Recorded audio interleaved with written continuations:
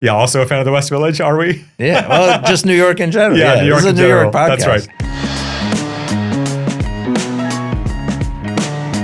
Welcome to Empire State of Grind, a podcast about the people building the next wave of tech startups in and out of New York City. Please be advised that the hosts of this podcast are practicing lawyers or other professionals in the tech industry, and that some of the guest employers on this podcast may be clients of the hosts. The information and content provided during this podcast are for informational purposes only and should not be construed as legal or financial advice, or as the positions or stances of the employers of any of the individuals. Thanks for tuning in to another episode of Empire State of Grind, the show where we learn about the people building the next wave of tech startups in and out of New York City. On today's episode, I am joined by Sunny Manivannan, founder and CEO of Peerbound, the platform companies use to discover and leverage customer proof. We will discuss the value of customer proof and what it is, and why now is the right time for technology to unlock its previously hidden potential. We also discuss Sunny's past experiences, what led him to starting his own businesses, and why this is such a meaningful mission for him and his team. We will also discuss some general advice for navigating sales and careers, as well as why New York is a special place for him and his family. Let's go! Welcome to another episode of Empire State of Grind. I'm here with Sunny Manivannan, the CEO and founder of Peerbound. Welcome. Thanks for being here. Thanks for having me. Great. So let's just kind of jump right into Peerbound and, what is the problem you guys are solving? Sure. So Peerbound is what we refer to as a customer-proof platform. And the idea behind Peerbound is, okay, so let's say, we're all buying something as consumers most days, and certainly businesses are buying from other businesses fairly frequently. And these purchases can be anywhere from 5 figures to even 8 or 9 figures. Right. And when a business buys something from another company, you want to know for sure that whatever you're buying is going to work for you. So I've spent the last 10 years in the software industry, and when a buyer buys software, there's not a physical product that you can really touch. True. And you can't test drive. And it's very hard to test drive. You can do pilots and things like that. But even a pilot takes a lot of time and effort on the buyer's part. They have to rally the organization and so on. So what every buyer really wants is customer proof. And what we mean by that is they want to know that you have served customers that are like them. Right. And you have made those customers successful. And they want to hear it from those customers.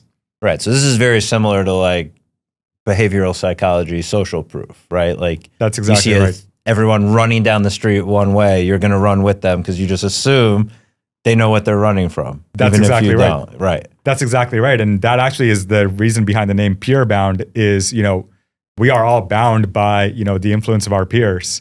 For sure. And I think, especially in B2B settings, you get asked for references, and reference calls 100%. Can be pretty, expensive and time consuming. And you get asked for so much, real proof of, is this thing going to work for me? And by the way, all those buyers are right. They should be asking for more proof.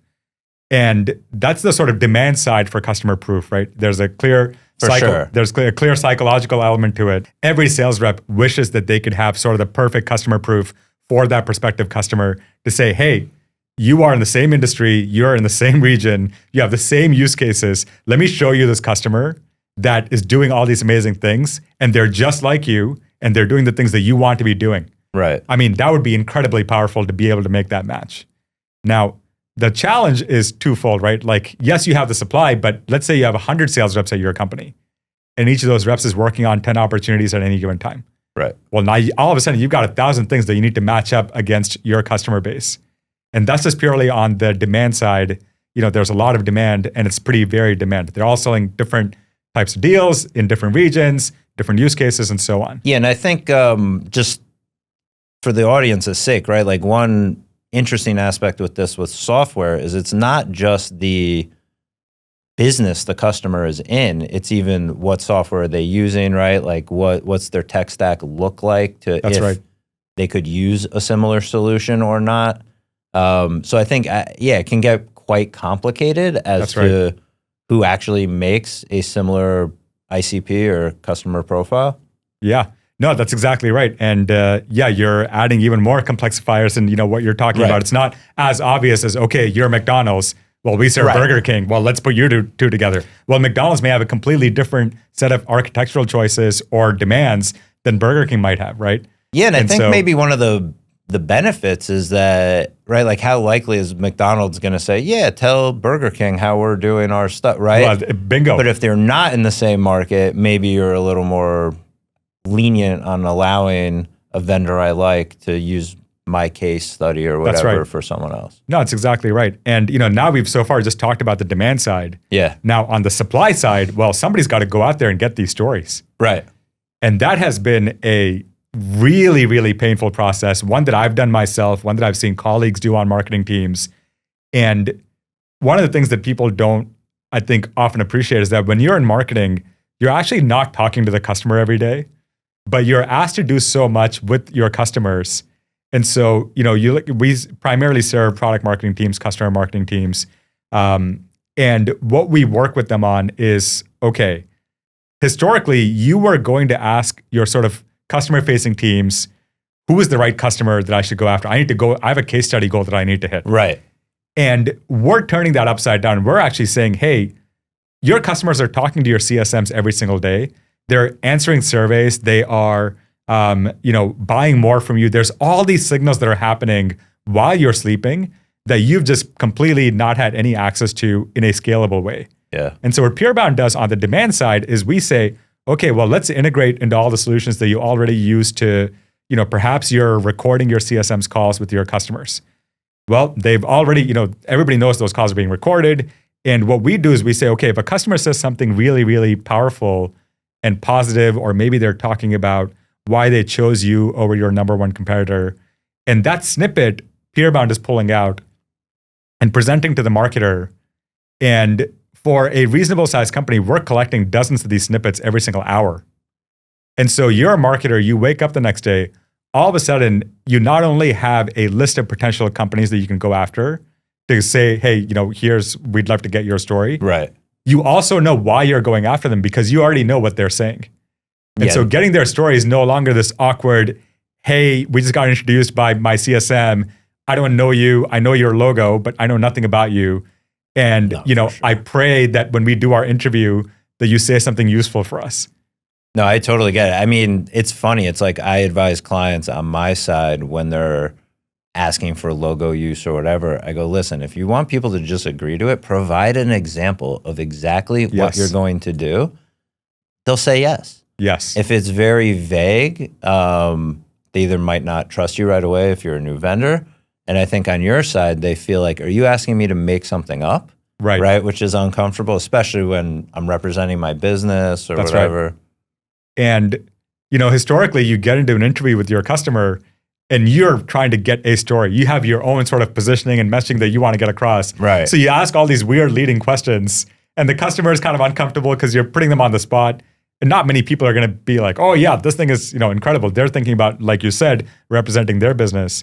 And so now what Peerbound provides the marketer is a clear list of here's all the things this person has already said about your company. And so when you do your interview, if you do an interview, you can just say, okay, I was looking at your call with our CSM and you said this. Tell us a little bit more about this. Do you guys get any pushback that is uncomfortable, that they feel like they're being big brothered or whatever? I knew that question had to come from a lawyer at some point in the podcast. I just think it has to come up, right? Yeah. It's because it's new. Yeah. How did you know I said that? And what's interesting is we thought we would at the beginning of all of this because there are clear trade-offs that we are asking folks to make regarding privacy versus convenience. Yeah, fair. And we haven't really heard anything about that. The reason I suspect is because our customers are still asking for permission. They are going into a conversation with a clear hypothesis that is based on truth, not completely empty, which, that's an uncomfortable conversation. And they tell the customer, hey, you knew your calls were being recorded, and we're using this purely to make ourselves smarter about your experience with us. I wonder, is that like a referral network also? They go, how the hell did you know that? Yeah. And they go, oh, we use Peerbound. I go, oh, I got to try that out. Yeah, and if they want to talk about our product, great. I think and maybe this is a reflection of our personalities, I think we're at our best and we are sort of at our most natural when our customers are successful and we're making them look really smart. That's fair. Whether it's in front of their customers or in front of their colleagues, which is the other use case, by the way, is now we're bringing all these customer insights into the marketing team. And now you've taken a team that doesn't get to talk to the customer every day, and you're just giving them on a feed, just here's all these amazing things customers are saying. I mean, we obviously use Peerbound at Peerbound, and I'll tell you, we're a small team of 6 people that are full-time in New York City, and then we have a few contractors. And every time we talk to our customers, which we do every week, and our customer says, "Oh my God, this thing is amazing," about Peerbound, our engineers get to see. We have a customer love channel inside of our Slack, and our engineers get to see that. I'll always try to come out of a call and try to talk to them, but say, "Hey, this is what happened. Thank you for building this. Here's the great feedback that we got." But often Peerbound will beat me to it, right? And I'll come back to I'll come back from our meeting room to the office where everybody is. And I'll say, Peerbound already told us. We heard. But but it's very motivating. It's very motivating to be a company, frankly, any size, and to know that your work is making a difference. To know that there are people counting on what you're building. I do agree, man. And we all want a mission. Like, yes, it's a paycheck. Every job is a paycheck, and so on, and everybody gets that. But human beings are not that cynical. Like, we're just not that cynical. People want a mission. It is so much easier to walk into a company when you know that there are a group of people counting on you. Yeah, I think there's like a hierarchy, at least that I've seen, because I worked in entertainment. And in entertainment, when you do something that you and other people think are cool, that's probably like tier 1, is you work on something the world thinks is cool. Yes.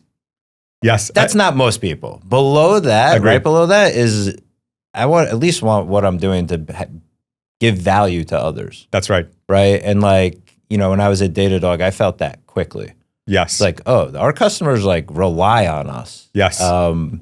They care. This is cool. I have the opportunity to help grow something people care about. Now, the fact that no one in my life knew, really even what the cloud was then. Yeah, that's right. It was not cool. That's right.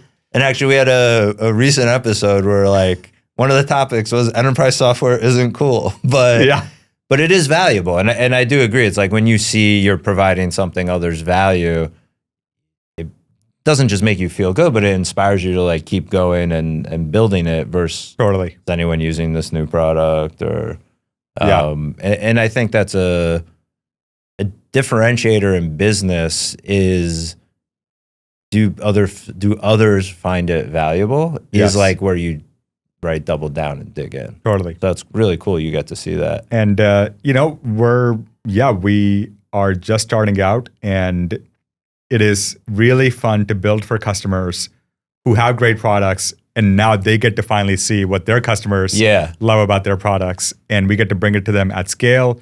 And then, I talked to you about the demand side on the sales front and other parts of the company. And I talked to you about now how we make it easier to supply, right, and actually generate more supply and make that entire we also help companies generate customer stories, using AI. Right, because there's a value of like some public-facing aspect of this too, right? And the idea is, to me, if you're a good company, 100% of your customers should be publicly referenceable. That to me is the pinnacle of being a great company. I know that's, if many would say, unreachable goal and so on. The lawyer here will tell you that's unreachable. That's exactly right. But I do think it's a great North Star in many ways. I agree with that. Because you should, I think if you're a CEO, you should ask, like, how many of our customers actually love us? Do we know? Yeah, I get some NPS surveys and so on. I get some renewals here or there. I'll hear about a new customer that we signed. Who's actually happy with the stuff? What are they happy about? We're giving you all these answers, and we're giving those answers to the sales team. And, this matching of all the supply that we are now, helping you 10x your supply, because we know the demand is just so clear. And then we're doing the matching of, okay, we have all this customer proof here, and we know what these prospects want and what questions they have about your company. Right. Well, let's answer their questions with customer proof. Yeah, I mean, internally, there's really no limit, right, to like the use cases that knowing these things about your own customers can help you with, right? That's you right. You might not be aware you're selling like specific verticals that you've seen others use or that you developed it for, but that's right. How can it hurt? And it's funny, I agree with you about your customers should be okay with it. as an attorney, I asked for it to put up the social proof on my site. But being in-house, I saw it too. And like, I advise my clients, like, I'll get the ability for you to reference them if they agree to in the agreement. But there's no point in pushing hard Totally. on a lawyer if the business person doesn't want to do it. That's right. And, you made a very important point there, which is no matter what it says in the contract, ultimately somebody at your customer's company who's probably your most, your biggest fan has to say yes. And you have to earn it. There's no contractual obligation to do a customer story. You can have the option of asking them and they can say no in a contract, but they can't say yes in a contract. You still have to ask them and you have to earn that ask. And one of the nice things that I think, we're starting to see customers do is because our feed is real time. You know exactly when a customer is feeling really positively about you. So that's a good point. Would you rather ask them right after that moment 100%. Or would you rather wait 3 months later and say, a CSM told me about this customer, let me ask them. And that may not be a great moment for them personally. You just don't know. Very good point. But hey, they were on a call yesterday and they said, you are, the greatest thing since sliced bread. Well, you better ask them right now. I'm curious, do you see the value of this different in different industries? Like, yeah, most of our customers to date have been in the software and sort of services industries. Okay. And, they share some similar dynamics. My background originally, was in the aerospace industry. Cool. I started my career as an aerospace engineer. And I worked as a consultant for a while. And so I've seen different industries, at least at a high level. Yeah. And to me, I always thought of this, at least the first, let's say 10 years of our journey. And by the way, this is hopefully will be my last job. And I'll get to do this for a very long time. But at least the first 10 years, I thought about, any purchase that is high stakes for the buyer, which in B2B is a lot of purchases. 100%. Anything above 5 figures is, your boss is watching. 100%. And I think people don't understand how important it is to get the answer right. Right. I supported, I don't even know how many hundreds of people. And they would have a weekly sales call that I would sit on kind of because I want to just like see what they're being told, what's going on. It's an information point. One of the key things the CRO would ask was like, he was huge on PG.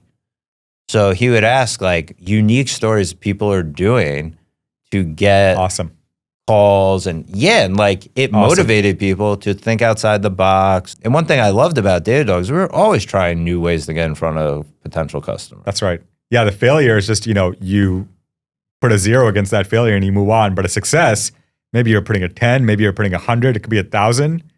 And the effort is the same, right? Like to make a success happen, the effort is the same. So you are just better off just trying more things. And it's okay for every 10 failures. If you have one success, that's 100. Well, you're now at plus 90. My friend told me something, it was in a totally different context, but he put it, a lot of success is like, he said like home run derby. Yeah. Like the balls that don't go over the fence don't matter. They don't count. Totally true. You just swing as hard as you can every time. That's exactly right. And it's like, man, that keeps coming up in my life. I mean, there's a much bigger life lesson in what you just said.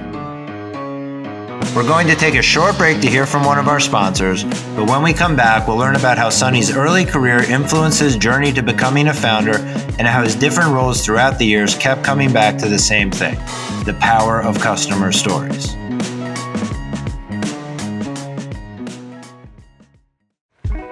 This episode is brought to you by NextGen Law. NextGen Law supports today's modern tech companies, bringing expertise in drafting and negotiating customer contracts and scaling of go-to-market legal functions. For more information, visit nextgenlaw.com. That's NextGenLaw with hyphens in between each word.com.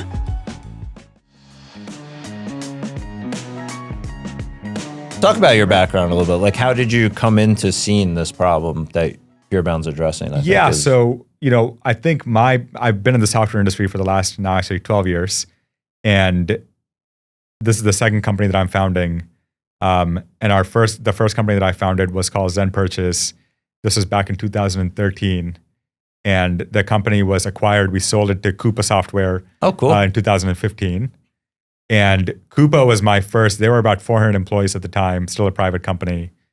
And it was a really very formative experience because everybody, from the CEO through the leadership team, through the colleagues that I, had the chance to work with there across functions, these people were the best of the best. Yeah, for sure. And for people who don't know, but Coupa's like the software finance teams use. That's right. Oh yes, yeah. You know Coupa, and they went through an IPO. I think about 18 months after I was there. I was there for another 18 months, and I had the privilege of working on a bunch of different problems within the company, and so I got to see how a SaaS company that is a top tier SaaS company operates at scale. What is the bar for every function? What does good look like? What does great look like? And you got to see it at all levels of the company. How do you treat your customers? What do you care about? And by the way, Coupa sold to procurement. And one of the things that, was very clear to everybody at the company is that procurement did not want to hear sales pitches. They wanted to hear from their peers. That makes a lot of sense. Because they don't trust anybody. I mean, that's the they're job. dealing with vendors all the time. Imagine selling to lawyers and you just come in with a fancy deck and you're saying, all right, we're going to, all right, well, who else do you work with? Yeah. First question. Just the name procurement gives me a little shiver when That's exactly right. When I know I'm dealing with them. But I've met some great ones too, though. That's right. Well, so did I as a part of that journey. And you realize that, okay, these folks are, they've got a very, very strong risk manager inside of them. Yes. And they don't want to take a risk, but they want to make sure that they're mitigating the downside. And so a lot of our marketing at Coupa was all around, okay, here's other customers that are like you. And I still can't believe that customers did this, but they believed in the product so much and they got so much value out of it that they would say, I saved this much money with Coupa in the past year. Because this is a procurement, invoicing, expense management solution, business spend management is what we called it. And they would say that on stage. They would say that in printed materials. Wow. And we would take that into sales calls. And we'd say, well, don't take our word for it. And don't just look at a logo list. It's like, where are the stories? Ignore it. Yeah, and where are the stories? Totally and at Coupa, we had the stories because these people were seeing real value. And I remember how hard it was to get these stories. And, every annual conference, we wanted to get new customers up there. And it's not that they didn't want to share their stories or they weren't getting value, but we had a hard time as a small marketing team finding these customers. Sense. And I remember that, just take that and just put that aside for a second. That's one grain of what eventually led to Peerbound. Yeah. And I always just learn so much more from being with customers than I do from anything in the office. And every new job that I took, and by the way, at Coupa, I was the VP of product marketing, and I got to be the general manager of one of our product lines. So I got to spend a lot of time with customers. And in product marketing, I was always very nervous about not writing fancy copy that a sales rep couldn't actually use. Because that is a common thing that happens in product marketing, is you write decks that look beautiful, they have all these fancy words, and then you actually go watch the sales rep try to present it on the field with a prospect, and you realize, they have to read the room. They have to see, are these people serious? What are the questions that they're not asking me? It doesn't come across authentic, right? Because someone else wrote it. I don't know what it means. And so you got to make, how do you make a sales rep successful? So again, I leaned on customers. Okay, how would a customer talk about our product? And customers tend to be very matter of fact about some things, but you pick up on when they get excited about the product. Okay, when a customer gets really excited about something, even though it may seem mundane to you or it's not the sort of most crazy technology or whatever it is, if they're excited about it, well, guess what? Your prospects are probably going to be excited about it as well. For sure. And so that was the first sort of experience that made me really sort of think about, okay, I know that sales tells the same three stories because they don't really, yes, we have case studies somewhere in your company that sales will rarely search for. That's a whole different topic, but it's reality. And we should accept reality and not pretend that we live in this fantasy world where sales is searching across every single source possible for the perfect story. It's too much to ask of them, frankly. And how do we sort of get marketing to go say, I can now generate 10 times as many stories? And how can we, and I will give it right to the sales rep, and it's personalized to every single sales rep. And I remember, I think I had some vague thoughts about that even back in the day.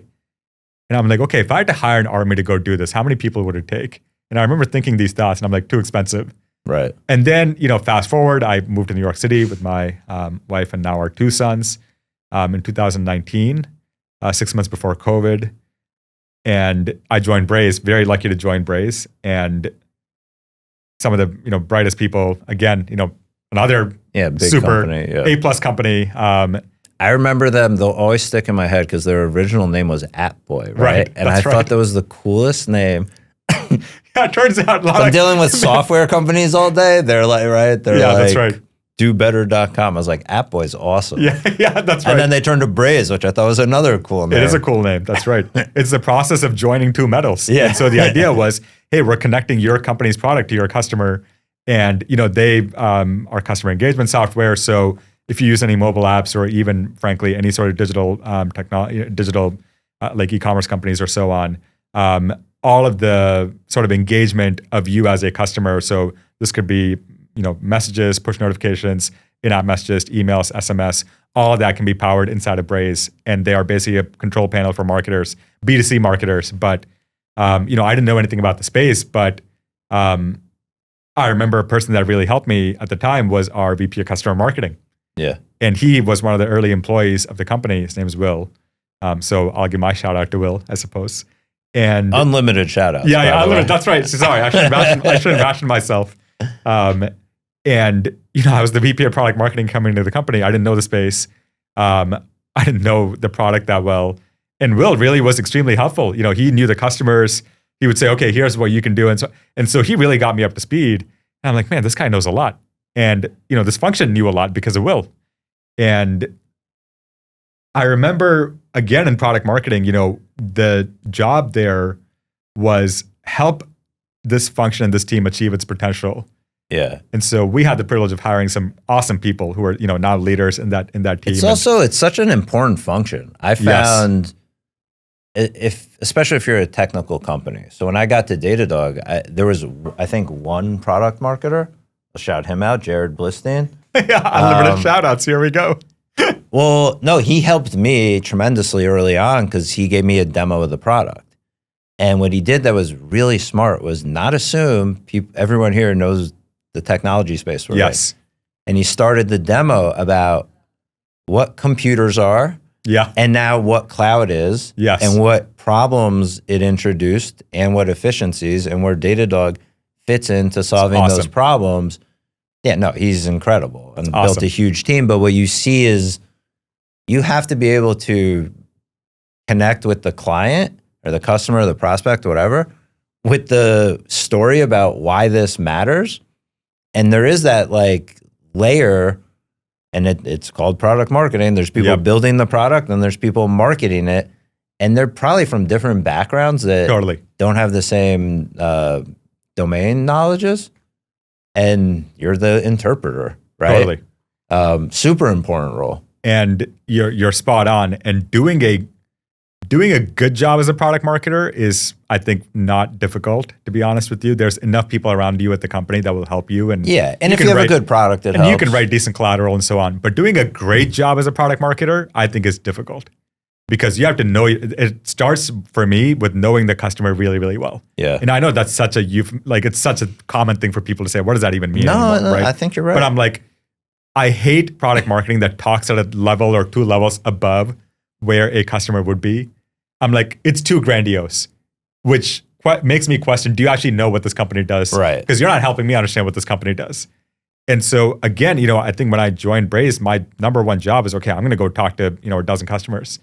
And I got to go find out what are people actually saying.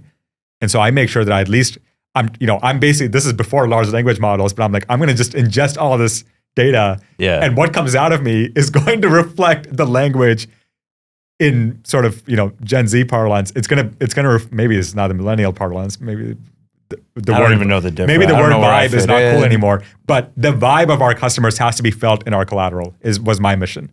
And that's really hard to do if you don't really understand what your customers are trying to do. I agree. It is and especially as companies grow, it's harder to kind of sometimes have a feel. Yep. It all starts with, okay, what's your problem? Yeah, 100%. And it's true in negotiation. It's true when you're trying to make a sale. A sale is a negotiation. Just providing a service. It's persuasion. Yeah, that's exactly right. And it's true in your business. It's true in any business, really. And it's just the stakes are a little different, but it's the same sort of basic principles that you have to go go really execute on. If there's anything, I think you'll agree with this, like being a part of a successful machine, like a Datadog, a Coupa, a Braze, is you learn that every business that succeeds is because they put their customer first. Totally. Right? And like, it sounds like that's obviously your ethos with the business you're building is this isn't about like what's best for me. Because at the end of the day, when I have a business, what is best for the customer? It turns out to be best for me anyway. That's right. Right? Like if I build products for what their problems are, they're going to buy more, they're going to tell their friends, whatever the case is. And I've seen this like across, I have friends in real estate. It literally just doesn't matter. Yes. There's only one way to do it as far as I've seen. Yes. It's not what's good for me. The second role that I had at Braze was a sort of general management role. And a part of that was leading the sales team for, I was a general manager for our global SMB business unit. And so we were selling to startups. And one of the big knocks on Braze, at the time was that this was a big company solution, blah, blah, because, we did have big customers. Right. We did serve Disney and, all the sort of, we served Burger King and, so on and so forth, like names that you'd recognize. And so these startups would come to us and say, hey, your competitors are saying that you don't really serve startups that well. And we'd go, well, let's go dig up some proof. And we'd talk to our customers. And that's the first thing I did. The first mission of that job was I'm going to talk to every SMB customer that I can find. And turns out we had many, many, many happy ones. And they had never told their story, not because they didn't want it to be told, because nobody had ever asked. Yeah. Because we only had so much capacity. Probably easier to get it from a small business. That's right. But we only had so much capacity on the marketing team. And of course, they're going to focus on the big logos that everybody recognizes. Yeah. And so we started, writing these stories. We started inviting customers to, department all hands. And I wanted to get these customers in front of our sales teams. Now, never forget, there was a day early on when, it was a new rep and it was a new manager. And I was on the call to try to get this prospect over the line. And they had some pretty technical question about the product, which there's no way those two are going to know the answer. And the only reason I knew the answer is because I'd just been talking to a customer of ours right before that call. Yeah. And so I get excited and I'm like, I can show you my calendar. I literally spoke to a customer right before this. You can see my calendar. I can prove to you that I spoke to them. Here's what we talked about. And here's how they're using the product. And I was able to address the question right away. And that's a moonshot, once in a lifetime occurrence, right? Like you get to be, but you see the value, right? You get to be the smart executive who actually, gets a deal over the line. And I'm like, I'll tell that story till I die. But here's what AI makes possible. That moment can happen on every single deal. Yeah. Because what I did is, that call with the customer was recorded. Well, Peerbound can now, have that call with the customer and pick up the highlights. And then we can serve the highlights to that rep the very next call. Right. And that level of immediacy and real-time nature, no way is anybody doing that today. Now, that's what the fundamental differences with AI and why I'm probably just hyper bullish on this technology, just improve our existence, period. No, for sure. That sales call with Peerbound is just going to be so much better for everybody. Yeah. Because we were the best product. There was no pulling the wool over anybody's eyes. This was a real question that they were concerned about. And we are now going to address that concern right there on the call. It's a very relatable thing, right? Like, hey, if you're selling me something, tell me about a similar use case with someone that's happy. Would that not persuade you to buy? And we've all bought something that we regretted. Okay. Everybody, once you're past a certain age, you've bought something that you regretted. Probably more. I'm such a sucker on Instagram of like, I've heard that story so many times. And it's one of the reasons I'm not on Instagram is because I can't, it's just, there's so much stuff that you can do now. And, as a consumer, you're bombarded with ads. Yeah. And I don't think that's the end point of marketing. I think the end point is a more healthy balance between the buyer and, the marketer or the seller or whoever it is. And it should be based on truth. I think it should be based on proof. Yeah. I mean, that's a little bit of why Instagram ads work, though, is they attempt to add a social proof ad through an influencer or something else, right? Which kind of, I don't know if it's ironic, but like as an attorney, I've seen some of those deals. One of my friends, I'll shout him out, Drew, represents some of like the biggest content creators on the planet. Cool. So he really knows this stuff, and he's taught me a little. Because, like I said, I used to work in the cool. arts, so I do some of these. Shout out, no, Drew. what you see is that the value, even the brand knows that someone with social proof can bring to a product is so valuable. I mean, you see these deals and you're like, are you shitting me? Yes. But when you think about what their alternative is for that spend, it's like, well, you're just going to make a commercial and put it on TV and hope people care. Who's even watching TV anymore? I mean, when's the last time you watched TV outside of sports? Yeah, like, but exactly. We're all in our own little experience. So that like ability to speak directly to somebody is the, the attention market or whatever you want to say, I think like plays over into, I guess, the B2B side of what Peerbound's doing. Yeah. Just cool. It's fascinating because you nailed it. I mean, B2C is so personalized, frankly, too personalized, like too personalized for comfort for the consumer. But B2B is so on the opposite side, where it's like, all right, I'm going to give you the same exact experience that all of your other. I'm like, no way, not speak to I'm me. like, not good enough. Yeah, I'm like, it should speak to you. You should feel like this sales experience is the best sales experience you've had, and they understood you so well, 100%. and they did all this work to go find the perfect customers for you. And if they can find the perfect customers, imagine all the other hundreds of customers they must have. That is what greatness should look like. Yeah. And it's just, the work doesn't have to be hard. People will think it's hard, and that's good, but we're just going to serve it up right to you.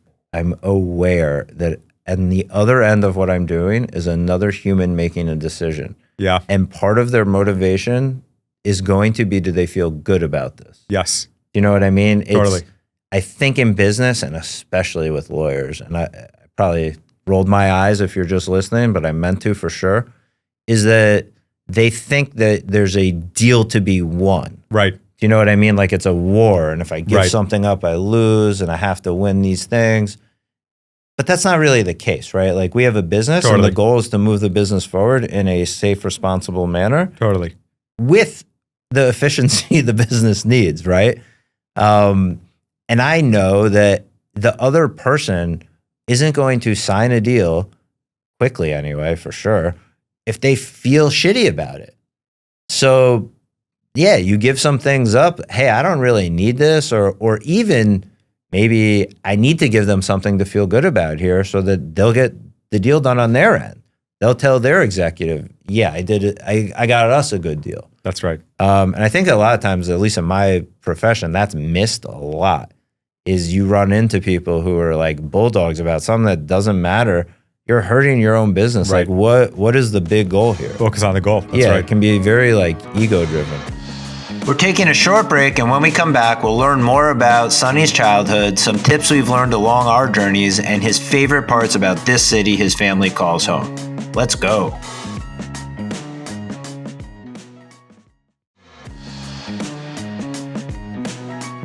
All right, I want to switch gears a little bit because on the show we like to learn a little about like the guest background, how you got into tech a little. So you can give us like the quick elevator pitch. Yeah, the elevator pitch on me. This is the worst elevator pitch I do. I'm much happier pitching companies and the products that most I work on. Yeah, my background is I grew up in India. I grew up in Chennai, India, which is in the south, the southern part of India, and just a pretty happy childhood. You know, I think one of the interesting parts about where I grew up is that it's a culture that, you know, I think values intelligence, it values intellect, it values hard work. And I grew up with a lot of that. And, you know, getting the sort of standard, getting a 97 on the exam isn't good enough.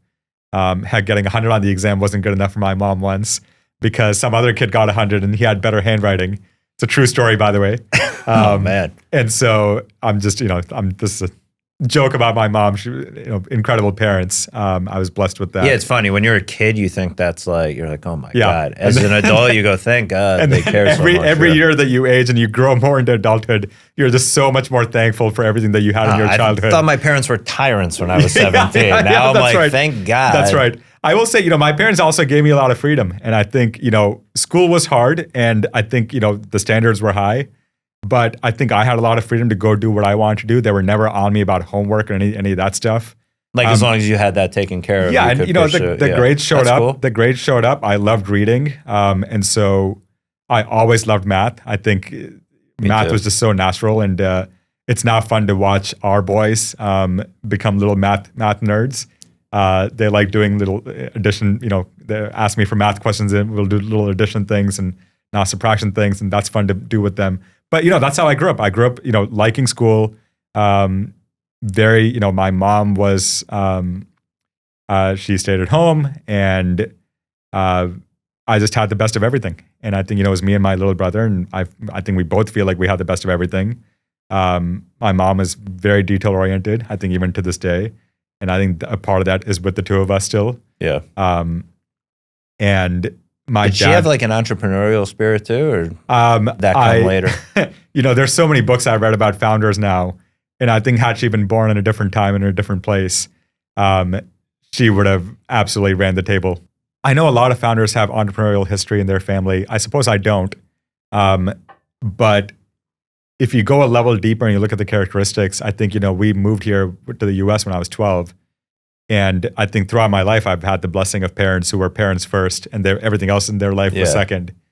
And I think my wife and I were trying to do that with our kids. And, it's exhausting at times, but it's, I think having great parents makes it easier for you to want to be a great parent. But you also see, you're like, we now understand, I'm like, there's no way they were doing all this. And they were totally doing all this while, living in a new country as adults and, trying to set up a stable home for their sons. And I think I learned a lot. My dad is very steady. I don't think he's ever taken a sick day, and, can get along with anybody. And so I try to bring, I think I have a mix of those two incredible sets of characteristics. So where did you're in Massachusetts now? Like, where'd you go to college? I went to Worcester Polytechnic Institute. Okay. I had a full scholarship there, and I knew I wanted to study engineering. I loved planes, always. And I studied mechanical engineering, and I had a double major in engineering and mechanical engineering and then mathematics. Okay. So you're in college. You said you went to grad school, but I imagine you worked somewhere in between. Yeah, so I went to college. I got my dream job out of college. I was, working. I got a job at General Electric where I had interned a couple of times in their what is now called GE Aerospace, and back then it was called GE Aircraft Engines. So we built aircraft engines, and so you walk in and like the plane tour is like, okay, here are the military engines, and here are the commercial engines, and I got to work on both because I was in a rotation program, and loved the work.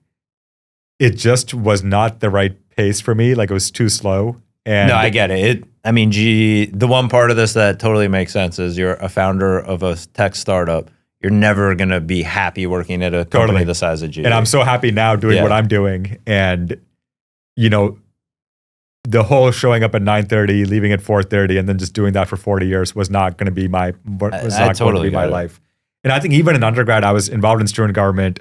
I was the president of student government, and there was a lot of things that I liked doing outside of classwork. And, I was a notorious procrastinator even back then. And I just still, I would read a lot of books. I just read things that were completely unrelated to anything that I had to do. And, got away with it in undergrad. But I wanted something broader. I wanted a career that was broader, and I wanted to work with different people. Well, very similar. I wanted to work with people who didn't like math, who, came out but loved, other things about life. And I went to business school, so I got my MBA. And then I was in consulting for a couple of years at McKinsey in the Boston office. And there I really liked client service. I just didn't think that, I was going to be, I didn't like that you're just presenting ideas and then you walk away. Yeah. I really didn't like building relationship with our clients and then having to walk away. Because it's very hard, because projects tend to be 2 to 3 months. They hire you for sort of the most important problems that the company has to solve. Right. And the problem solving is incredible. You work with the best people, and both on your side and on the client side. But then you leave, and it's like, well, wait a second. Like, we're not buddies. I want to see where your career goes. I want to work together with you on more things. And there's no sense of building a team. And even the consulting team that you're a part of, you're not dispersed. And eventually you get to work with the same people over and over again. But there's just too much what you're saying. back and forth. Right. And so the goal is changing all the time. Right. Yeah. But the people were A+, and, the work was, I thought, intellectually challenging.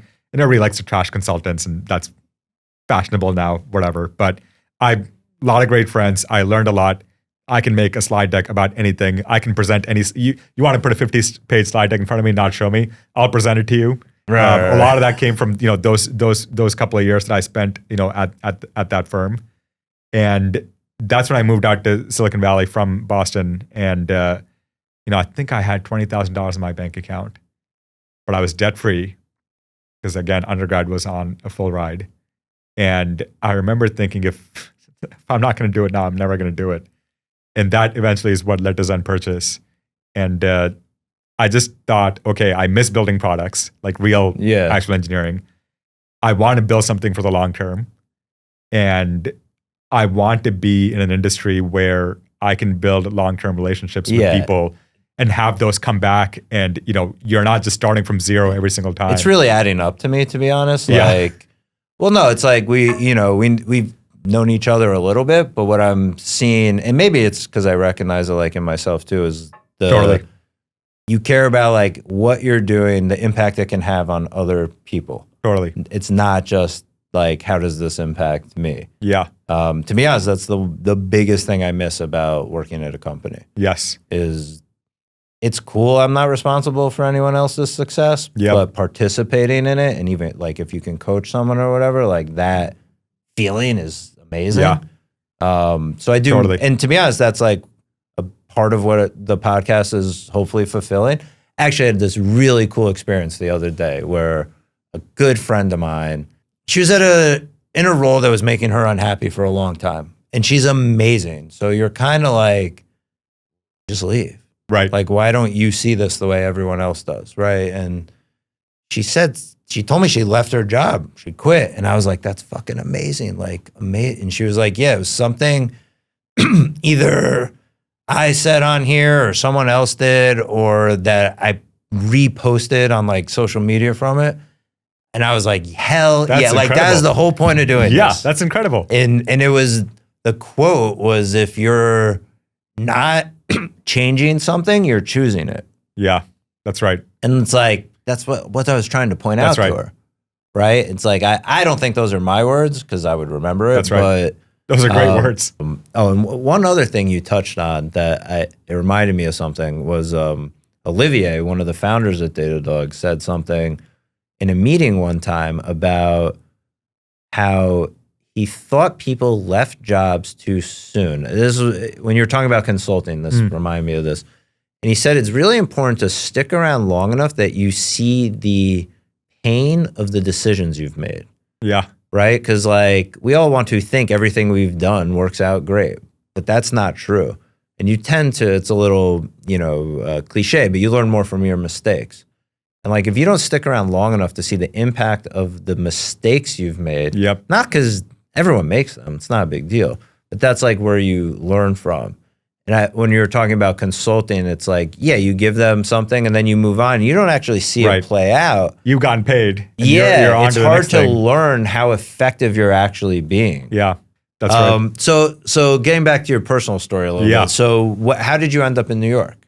So how did I end up in New York? I was in the Bay Area, and in 2019, my wife and I, we had our first son, had been born in San Francisco, and we both she's French, and so her parents obviously live in France, and my parents live on the East Coast, and so we said, once you have your first kid, a lot of things changed, but the plan always was to come back to the East Coast to be closer to France. And she had lived in New York City. She's a big fan of New York City, and she had lived in the West Village, for so many years, and she wanted to go back to the neighborhood. And what's your wife's name? Her name is Anne. Oh, Anne. Yeah, that's right. Yeah, also a fan of the West Village, are we? Yeah, well, just New York in general. New York in general. New York podcast. That's right. I think growing up in Paris, New York City was her dream city. Yeah, no, it makes sense. And so I think, to move back here was sort of a big deal. And we moved back in 2019, and then COVID happened 6 months later. We also had our second son right after COVID started. And so then we were just kind of homebodies for the next 2 years, right? Just like the rest of us. Yeah. And I think that is at least a part of the reason why we're so close, the four of us as a family now. As these boys have seen a lot of us. And I think New York has been great in so many respects. It's not the easiest to raise kids in the city. I wouldn't recommend it to most people, frankly. But if you can do it and you set up the right sort of structure in place, Yeah. then it can be pretty rewarding. I've seen, I mean, it's funny. I don't have kids, but all my friends do. So I have this like weird observer point of view. What I've seen is cool is I think kids that grow up in a city have a very different social adjustment at a young age than those who don't. That's right. It's noticeable. It's like they're not shy. Right. Do you know what I mean? They're Right. cool to meet new people. I think it's a blessing, but you know, there's obviously some downside to No, that's right. everything. And I think, New York City, there's just so many great things about it. And I know, tell us, what are some of the things you like? so I'll go for another hour. Segue. I think, Please don't. I think to me, I'll tell you one thing. I really love the subway, and I take the subway to work every day. I take it back home every day. Any travel that I need to do in the city is on the subway. And it's great no matter what the weather is. I know we all like to complain about it. That's a classic New Yorker thing to do. But I think, especially in the US, there is no other system that is even remotely close. It's funny. I have this other relationship I like with the subway, which is it is humbling as shit. Like, True. Back to the IPO day. Yeah. I remember I felt so great that day, right? I was explaining like why. I had to get on the subway home. It was one of those, like, the train must have been running late. My head was pressed up against the window, and it made me immediately come back down to earth. Yep, Dude, no one cares. Get out of your head. You're not special. It's a weird aspect to say, like, that's one thing I love about New York. No one gives a shit about you. That's right.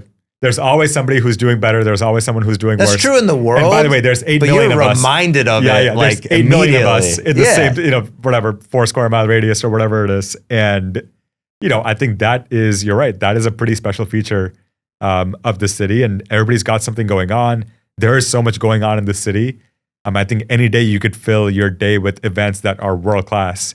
And, that is special about the city. And there's a lot to like. And I think, from a tech perspective, it's fun to build a startup in New York City where not everything around you revolves around tech. Yeah. It is so much easier to get inspired. It's funny. I've heard that a lot. So I've never worked in San Fran or anything, but we do hear a lot on the show how people that choose to be in New York, it's a lot for that reason that, like, the West Coast, it's all tech. Everyone you meet works in it. Versus here, it's the experiences are just, it's New York City. There's the best of everything. Yep, that's exactly right. It's super attractive. Yeah, that's one thing I love for sure. Yeah, that's right. And same here. All right, awesome. Well, Sunny, thank you so much for being here. We'll put in the show notes where everyone can check you out. Is there any other shout outs you want to put out there? I know we have unlimited shout outs, but I'll save my shout outs for hopefully a future episode. And I just want to thank you. All right, cool. Well, thanks again, and thank you all for listening. Thanks for tuning in to this episode of Empire State of Grind. If you like what you heard, please share, like, and subscribe. You can find more information about the guests and sponsors in the show notes, and special thanks to our sponsors and our producer, Brian Neiman. We'll be back with new episodes twice a month, and as we say in New York, peace, we out.